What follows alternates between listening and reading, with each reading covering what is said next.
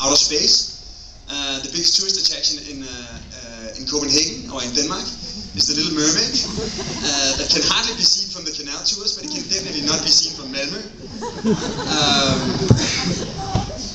And there's obviously this sort of difference of scale between Copenhagen and Shanghai. This sort of extremely modern city versus this sort of European like perimeter block city.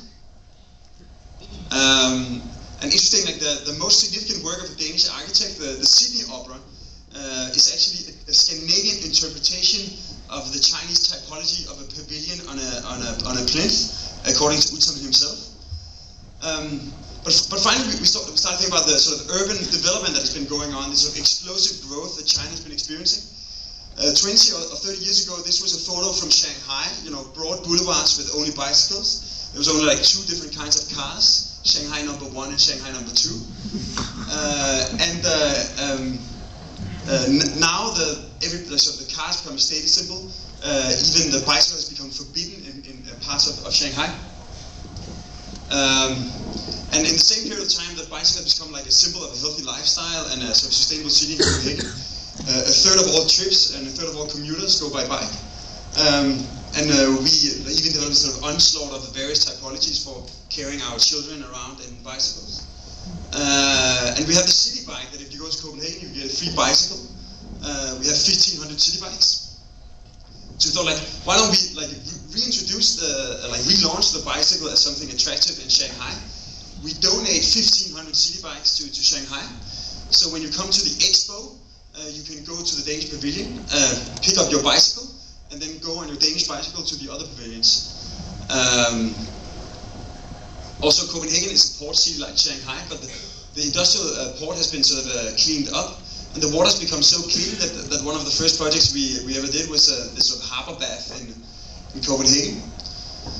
So we thought that maybe we would sort of, just like with a bicycle, instead of talking about the bicycles, the Chinese can actually try one. Instead of talking about the water, we're going to sail 500,000 liters of harbor water from Copenhagen harbor on a tank ship to Shanghai. And in the middle of the pavilion, we're going to have this harbor bath with real harbor water, so that the Chinese who have the guts, they can borrow a pair of red and white swim shorts and dive in and feel if it's clean. And in the middle of this little piece of Copenhagen harbor, like in Copenhagen harbor, there's going to be a pile of rocks with the Little Mermaid sitting on it.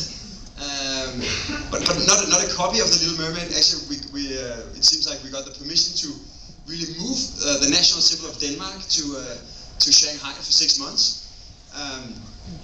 This might be the most sustainable argument about the project, is that it is a lot more sustainable to fly one Little Mermaid to Shanghai than to fly 1.3 billion Chinese to Copenhagen. And obviously, when she's gone, the Danes, they don't really go down and look at the mermaid. It's mostly Chinese and Americans. So when she's gone, we have invited 3 contemporary Chinese artists to reinterpret the Little Mermaid. So there'll actually be something for us Danes to look at until she's back.